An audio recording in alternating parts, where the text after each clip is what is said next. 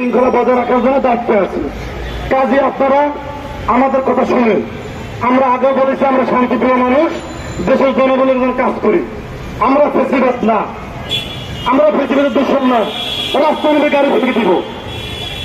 আমরা প্রশাসনের কথা শুনে আশ্বাস দিচ্ছে আমাদেরকে 3-4 জন নিয়ে আমরা সচিবালয় যে কোনো একটা কর্মকর্তার সাথে আপনার দাবি দাবাগুলো বলবেন, আমরা শুনবো।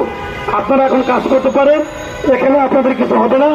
আপনারা আমার সাথে আসেন, আপনারা সচিবালয় থেকে আপনারা প্রেস কনফারেন্সে প্রেস ক্লাবের সামনে বসেন, আমি আপনাদেরকে নিয়ে যাচ্ছি ওখানে।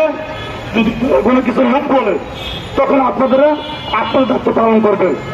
আমরা প্রেসিডেন্টের দোষক না, আমরা আপনাদের কাছে শুনতো না, সে কথা আমরা বলি না।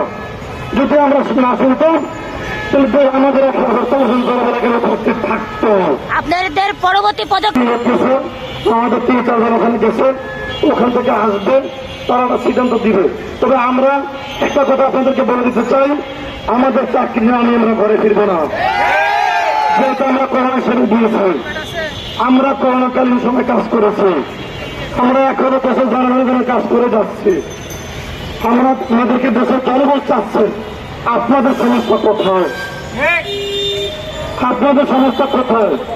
স্বাস্থ্য অধিদপ্তরে আমাদের পোস্টগুলো খালি পড়ে আছে, আমাদের জন্য প্রজ্ঞাপন জারি করতে আপনাদের সমস্যা কোথায়?